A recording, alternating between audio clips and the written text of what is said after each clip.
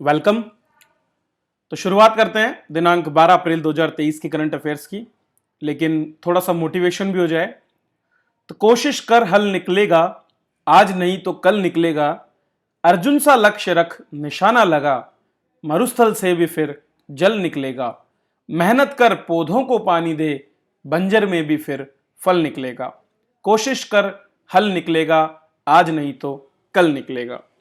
तो इसी के साथ शुरुआत करते हैं और अपनी कोशिश को जारी रखते हैं दोस्तों, क्योंकि कोशिश करने वालों की हार नहीं होती और लहरों से डर कर नौका पार नहीं होती। तो वैकेंसी आए या ना आए, लेकिन हम अपनी तैयारी में जुटे रहें, क्योंकि धीरे धीरे चल करके हम एक दिन अपने गंतव्य तक जरूर पहुंच जाएंगे। तो पहला प्रश्न आज का हमारा राज्य ऊर्जा दक्षता सूचकांक के बारे में। इसे हाल ही में प्रकाशित किया गया। 2021-22 की इस रिपोर्ट में राजस्थान कौन से स्थान पर रहा, यह हमारा प्रश्न है। तो इसका आंसर होगा 5वें स्थान पर। यह ऑप्शन मैंने गलत कर दिया है, ठीक है। यह क्या होगा, 5वें स्थान पर। तो टॉप 5 राज्यों में आपका राजस्थान जो है यहां पर रहा है। तो राज्य ऊर्जा दक्षता सूचकांक जो है यह रिपोर्ट जारी की गई है। किसने जारी की, इसे भी हम थोड़ा समझ लेते हैं। एक संगठन है जिसका नाम है ऊर्जा कुशल अर्थव्यवस्था गठबंधन, ठीक है, alliance for energy efficiency economy, ठीक है। इसने विद्युत मंत्रालय के ही एक वैधानिक निकाय ऊर्जा दक्षता ब्यूरो के साथ में, जो कि 2001 में स्थापित किया गया था ताकि ऊर्जा का संरक्षण किया जा सके, उसके साथ मिलकर के इस सूचकांक को विकसित किया है। बहुत इंपॉर्टेंट प्रश्न आपको न केवल आरएस में बल्कि यूपीएससी में भी आपको ये प्रश्न दे सकेगा। तो AEEE और BEE इन दोनों ने मिलकर के इस सूचकांक को विकसित किया है और वित्तीय वर्ष 2020-21 और 2021-22 के दौरान ऊर्जा दक्षता को लेकर राज्यों और केंद्र शासित प्रदेशों ने जो प्रगति की है उसको दर्शाने का प्रयास किया है। तो ये क्या है स्टेट एनर्जी एफिशिएंसी इंडेक्स, उसको समझ लेते हैं। दरअसल इस इंडेक्स में हमारे देश की जो प्राथमिकताएं हैं उनके अनुरूप 50 संकेतकों को मिलाकर के एक फ्रेमवर्क तैयार किया गया है जो 7 सेक्टर्स को कवर करता है। तो ये 7 सेक्टर कौन कौन से हैं? क्रॉस सेक्टर्स, बिल्डिंग क्षेत्र में ऊर्जा दक्षता, उद्योगों या इंडस्ट्रीज में, म्यूनिसिपल सर्विसेज जितनी भी दी जाती हैं, ट्रांसपोर्ट सेक्टर, एग्रीकल्चर सेक्टर और हमारे जो डिस्कॉम्स हैं। तो ये 7 सेक्टर्स हैं जिनके अंतर्गत 5 कैटेगरीज हमारे पास हैं। पॉलिसी मेकिंग, फाइनेंस या वित्त की व्यवस्था, इंस्टीट्यूशनल कैपेसिटी संस्थागत संरचना हमारे पास कितनी अवेलेबल है, adoption of energy efficiency measures जो भी मानदंड हमारे उनको कितना हम अडॉप्ट कर पा रहे हैं, और एनर्जी सेविंग्स। इन 5 कैटेगरीज में कुल मिला के 50 हमारे कॉमन इंडिकेटर्स हैं जिनके माध्यम से जो है इस फ्रेमवर्क को तैयार किया गया है। चलिए बात करते हैं रिपोर्टिंग की, कौन सा राज्य कहाँ रहा है। तो 4 कैटेगरी में हमारे इन सभी राज्यों को 100 का जो स्कोर है उसके आधार पे बांटा गया है। तो अगर किसी भी राज्य का 60 से ज़्यादा स्कोर है तो वो फ्रंट रनर है, जिनकी संख्या है यहाँ पर टोटल 5 राज्य, ठीक है।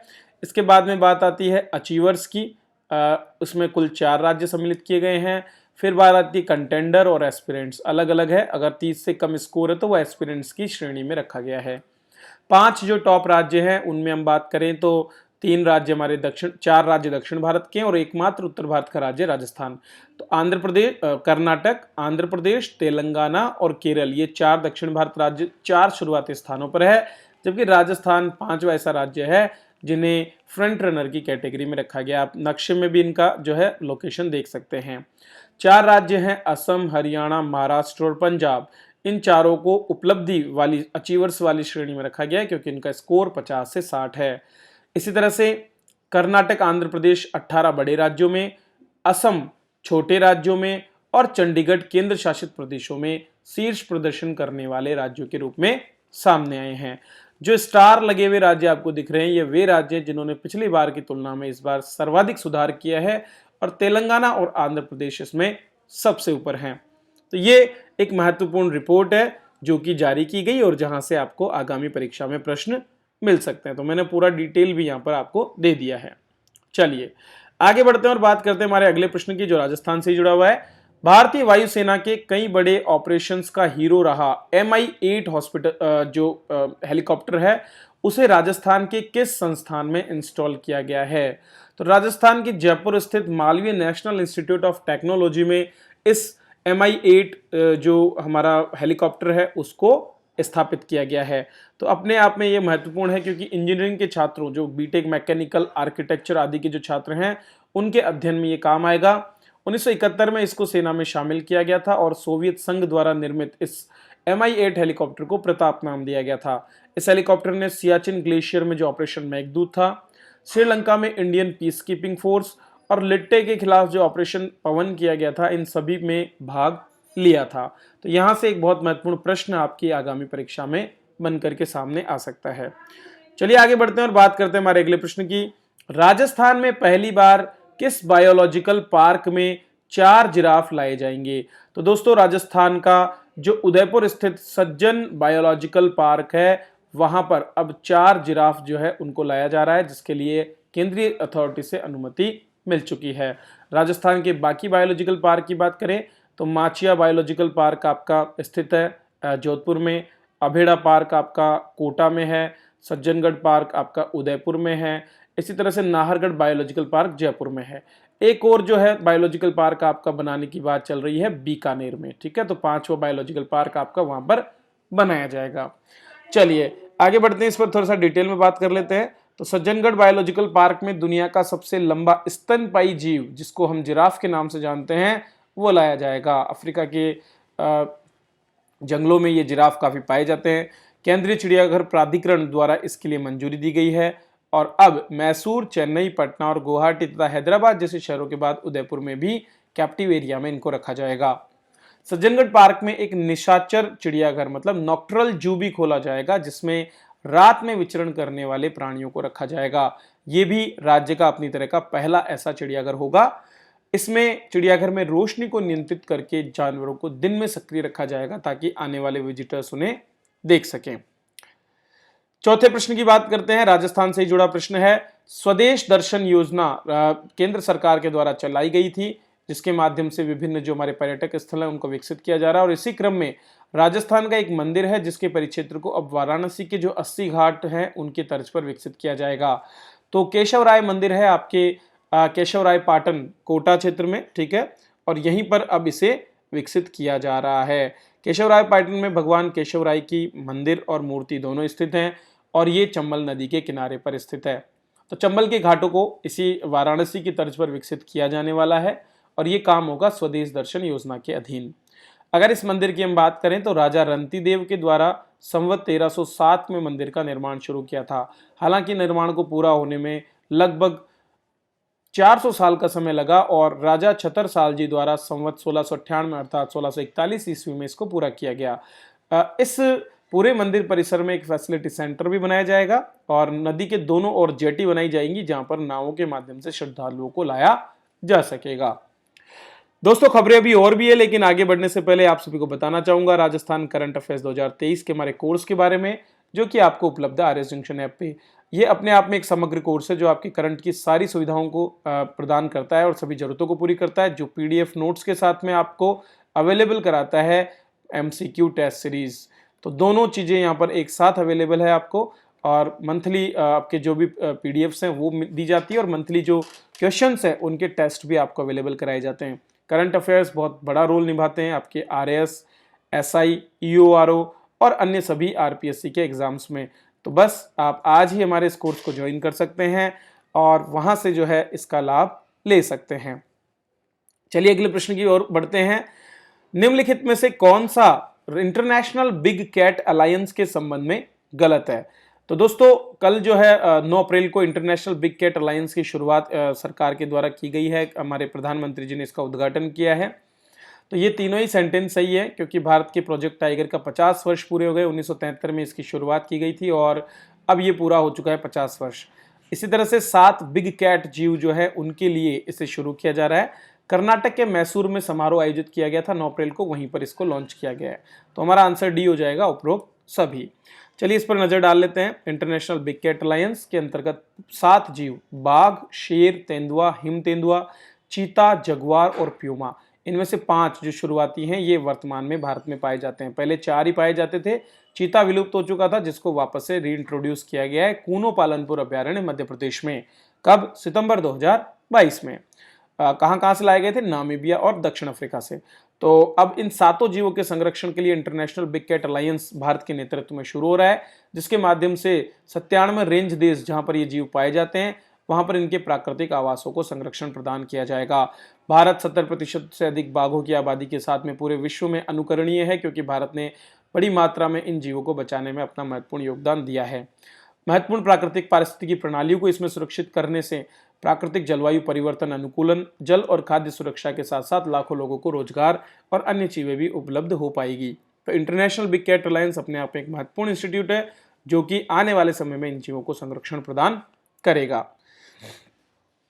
दोस्तों, तकनीक के उपयोग को लगातार बढ़ावा दिया जा रहा है और इसी क्रम में भारतीय विशिष्ट पहचान प्राधिकरण अर्थात unique identification authority of India द्वारा आईआईटी के साथ मिलकर के और टचलेस बायोमेट्रिक कैप्चर सिस्टम का विकास किया जा रहा है। तो आईआईटी का नाम क्या है? हमारा आईआईटी बॉम्बे।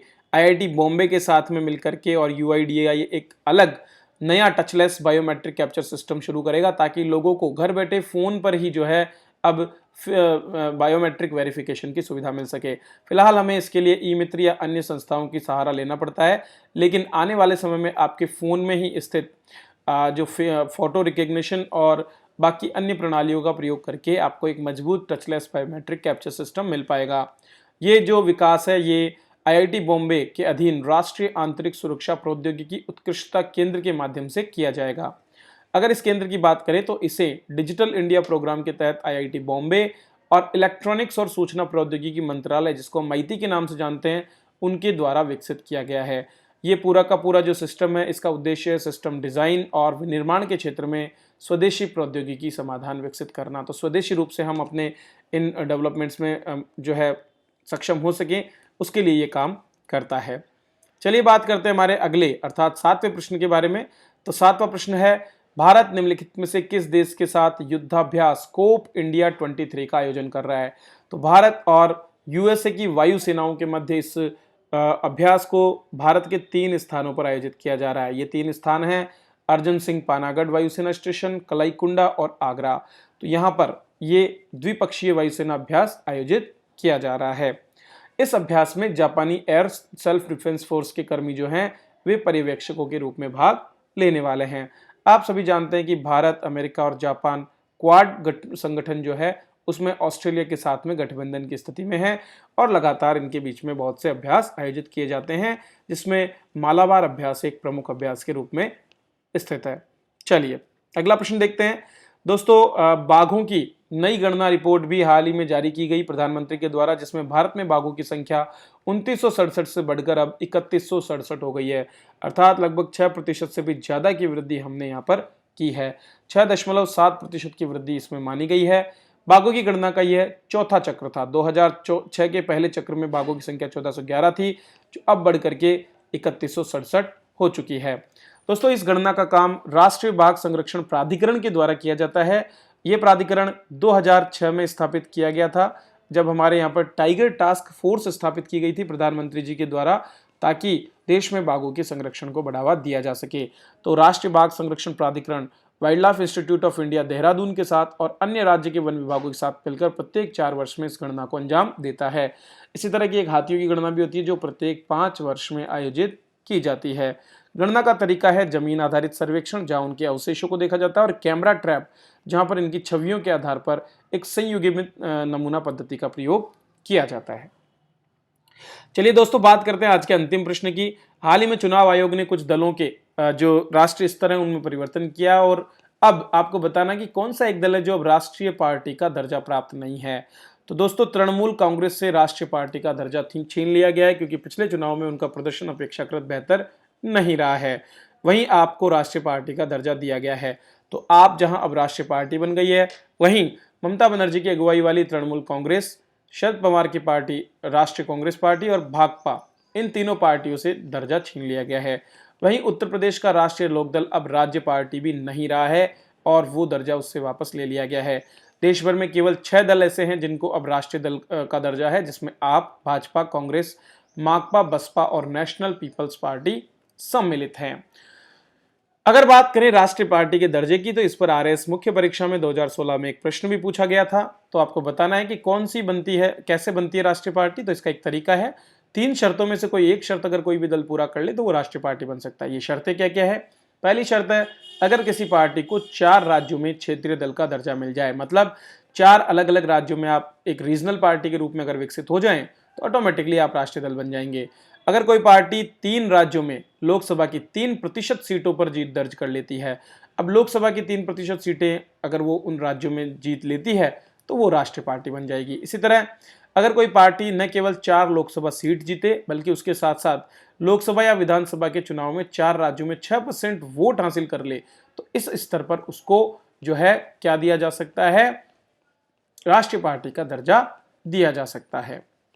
तो बस ये छोटे से कुछ करंट अफेयर्स थे जो मैंने आप तक पहुंचाए हैं।